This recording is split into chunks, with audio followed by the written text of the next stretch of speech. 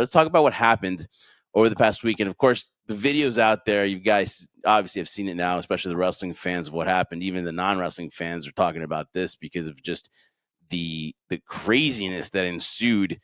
And again, obviously the thing now in WWE and a little bit in AEW is to bring people from the outside. It's always been about let's bring people from the outside into the wrestling business. Obviously, the latest from WWE has been Travis Scott, and then also Jelly Roll, which is obviously you've had the best of both. You have the good and the bad, which is Jelly Roll, who had an outstanding performance at SummerSlam, and then you have Travis Scott, who basically is going to live in infamy for one of the most important matches, John Cena winning 17, and absolutely making no sense of him coming in there for absolutely no payoff whatsoever, and then having a bad relationship now with WWE where they don't even mention the guy. They see him as a quitter. So you have the good and the bad, but then you have the ugly, and that ugly happened this past weekend again for Knokx Pro Wrestling, who is affiliated with Rikishi, and they are under the WWE ID program. And what ensued was obviously the videos out there, and what happened was the wrestler that got hurt as soon as Roger Jackson came in, got hit with the beer can or soda can, and that just didn't. As soon as the camera was on, he thought that it was lights, camera, action, let's go. And Raja Jackson was not informed of it. He's an MMA fighter. You would think that there'd be some kind of dialogue beforehand, right? That this was going to happen. He was not okay with it. He was heated, obviously, as if you're not, part of the business and you don't know what's going on. You're going to be heated. I get it. Then it got resolved, and it seemed like that was it. Seemed like cooler heads prevailed. And then what happened was he would go take his seat, and then he would go back and interfere later on in the match for Psycho Stu's match. So what ended up happening was this was already premeditated beforehand. One of the wrestlers, AJ Monas, said, "Hey, make sure you get your receipt," to that extent, which to me kind of also, just lit up and just started everything all over again. And then he was streaming this too on Kick, Raja Jackson, as well as his dad. And then he was already saying, hey, he's gonna get his. He's gonna, he obviously just premeditated. And then what happened was a slam, knocking Stu the back of his head to the mat, basically unconscious, and then him receiving about 20 to 22 blows to the face, unprotected. And it was to the point where, what they were saying afterwards was that, he basically could have died. And then you get to the point of, who's at fault? Should there be criminal charges issued on Raja Jackson? What should be the fallout of this wrestling company? And just how would you, in fact, handle the situation, which was unfortunate, and it never needed to get to that point? Just your first impressions, because I know that you saw this the day after and you were privy to the video and you saw everything. What did you think with everything that's going on, with all these outsiders coming into the wrestling company and wanting to be part of the show, part of the magic, because it's in their veins, right? They want to be part of it. What did you think this does for the future of something like that from outsiders coming into pro wrestling? It's not a great message being sent. I thought it was a disgrace, honestly, when I saw it. I was looking at it and I said, that's assault right then and there. And Raj should be arrested for what he did. And again, it goes back and forth that you saw, footage in the back in terms of what I saw was the actual incident that happened, the 20 to 22 unanswered punches. And then you see things backtrail in terms of what happened with Psycho Stu and hitting the beer can over his head, and then it festering over, and then him being told, hey, you need to get your receipt in. Him not really understanding that concept, I guess, of it. And listen, I've heard so many people talk about this, and in my opinion, is the mere fact that who's at fault with this? People want to blame promoters. People want to blame the talent, the roster. Answering your questions is, what does it say about other talent coming in or people on the outside coming in? Well, first and foremost, like always, everyone has to be on the same page. And so if anything's ever going to get done, there's no way something like this could happen, let's say in AEW or WWE. It would never happen. promotions like that have to be smarter and have to be more aware of what's going on, because when you're bringing somebody who doesn't understand what's going on, doesn't understand it's a work or whatever the case might be, that everyone's in on it, and people take things personal, as opposed to Roger, who's a very emotional guy and took it very personally and got offended. And even after they shook hands and, Stu apologized, didn't really seem like he was still happy about it, because he still felt he was being embarrassed regardless and wasn't going to let go. And even when you looked at the live stream, you could see it festering.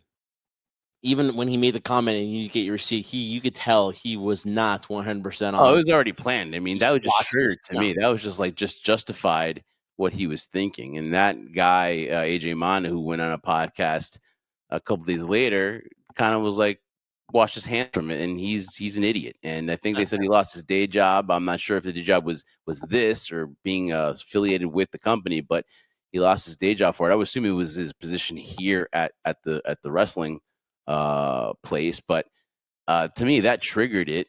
But again, though, like That's seriously, all saying all he wants, man. There's one thing of, educating somebody, and there's one thing about instigating somebody. He was instigating oh Rajah yeah, Jackson about it. There's no oh question totally. about that. I don't care what Hall of Famer or anybody would say otherwise. And again, it's my opinion, but I think it was just wrong. He's at fault. People say, "Oh, he doesn't understand. He's a young dude. It doesn't matter. You're a grown adult, a grown human being. You're responsible for your own actions. If you went out of your way thinking, oh, well, nothing is going to be bad of me punching a guy 20 times in the face when he's unconscious. There's nothing bad. It's not my fault. You're wrong. The blood is on your hands, and it's your fault. So I blame Raj on the entire thing. It didn't help all the stuff that escalated to it. But at the end of the day, you're a grown adult. You're a grown ass man. No questions asked. It's your fault. So So I mean, at the end of the day, too, yeah, yes, I would say the majority of the blame is to Raja because, hey, look, I mean, I don't care. And here's the thing that bothers me too about society is that they go, well, he's young, dude. To me, once you're 18, I think you can make your own decisions and should be responsible for your own decisions. Uh, and 25 to me, whether he had a concussion or whether whatever, he's an MMA fighter, just like boxers who have their fists or their licensed weapons, right? You should know, hey, I'm taking this way too far, and I don't care if it's heat of the moment. It should never get to that point. no. Um, listen, the company is at fault as well. Uh, I would think too. Listen, that the wrestler that triggered it, AJ Mana, I think he is definitely at fault. And I get all these opinions. Some people who think that who kind of absolve Raja. I don't think they're thinking clearly, but I get. Hey, listen, everyone is entitled to their opinion. I just don't think it's the right one. But as far as criminal charges, what saddens me is that we're already way past, to me, the day where the police, and this is the California, Los Angeles police, right? I mean, are you surprised that there's no arrest made? This investigation where supposedly that the wrestling company has told the wrestlers not to cooperate with authorities. I don't care if they're not cooperating or not. I think with the video itself, every day that Raja is out there and talking is just an indictment on just the legal system here, because he should be at least arrested right now and should be detained, because he should not be a free man right now.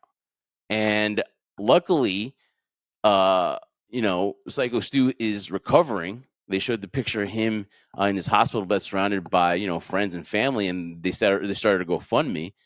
And yes, he's the victim. Listen, if you watch that, part of you was like, yeah, he should have got punched, but not to that extent. A receipt, I understand.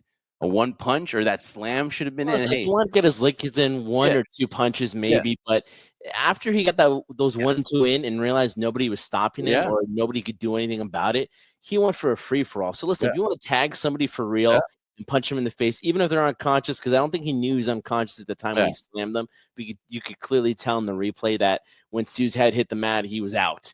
So he hits him 1 or 2 times, okay, but the viciousness that went into it constantly for about 20 punches in a row. Yeah. There's no excuse for that. That you can't say, The oh, referee the didn't guy's do young. anything. He doesn't know. No, he knows what he's doing. He does. Douglas Smalla, who was the wrestler that finally was able to get him off, obviously it was a struggle because he was just on adrenaline. That dude, Raja, he was on adrenaline, and nothing was stopping him except just the pure exhaustion from all the punches that he was throwing. Is the only thing that kept him, was able to pry him off of that was because of the exhaustion, probably. But kudos to finally somebody pulling him apart, and I mean, it was close to having a tragedy in the ring. And the fact that that's a WWE ID program, and obviously they parted ways, and they have ended that association, which was obviously a no-brainer for them. It could have ended up in tragedy. And like I said, the very fact that, say what you want, say who's to blame or not, but the fact that Raja Jackson is still out there and he can still stream and he's still a free man is a joke. It's a disgrace. There's no way, and it says a lot about LA, and it says about the rules and what their situation is right now. Take the political out. It's a disgrace.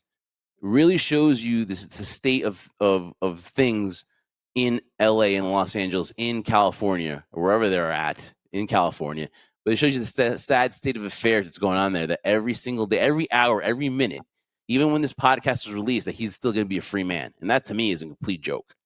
But as far as the aspect, trendsetter, of the need to bring outsiders to add, I get why they do it, for the publicity, to add more people for the novice fans that would say, hey, ooh, that celebrity's doing that, or that current person that's making headlines, oh, he's showing up in a WWE ring, in an AEW ring, in a TNA ring, so on. Yes, this gets the eyes glued to that you normally wouldn't get. But for these smaller companies that aren't like WWE AEW, where maybe perhaps some things slip through the cracks, this obviously is going to be a no-no now, to me, for companies to do so in the future, bring outside names to appear. You have to be thorough. You have to at least have some structure in your company to do something like this, because obviously this company had absolutely no structure, and it's proven from what happened this past weekend. Yeah, listen, in terms of that, there's always going to be the scenario where you have to be thorough. Is there going to be hesitation at this point right now? Yeah, there'll probably be hesitation, but I don't think it's going to stop it. But ultimately, if any promotion or any indie show is going to do a scenario similar to this, where you bring somebody from the outside coming in, you don't want an incident like this to ever happen again, because it's just going to look bad on you. So yeah, that might limit the opportunities, that might limit the urgency to do it, but I don't think it'll stop it, because ultimately any publicity, it's hard to say, because there's always that expression, right? Even bad publicity is good publicity, but not in this case at all, in my opinion. So, but regardless of the fact that it brings up the topic that we're talking about, like, should we limit now the number of people that we have, outsiders coming in? I know it's been a popular thing on W programming too, where you're like, oh, you're an outsider, you're a part-timer, you don't belong here, you're not in this world. And it's kind of escalated to this on a smaller market in terms of the indie show. So yeah, it'll be thrown. I don't think it'll stop it though. But I guess initially there will be hesitation for it though. But it's not going to stop it, because any promotion is going to want some publicity in some manner, in some way. And if people, and there's no doubt in my mind, people are going to use this to their advantage too, as horrible as the events that happen, and be like, you know what? Let's do this and make it more real, more authentic. Not that they weren't trying to do this in this scenario, but it got out of control. And again, it was the promoters or the management of that company just didn't do their job thoroughly. So yeah, I think it'll be restrictive now, but it's not going to stop it.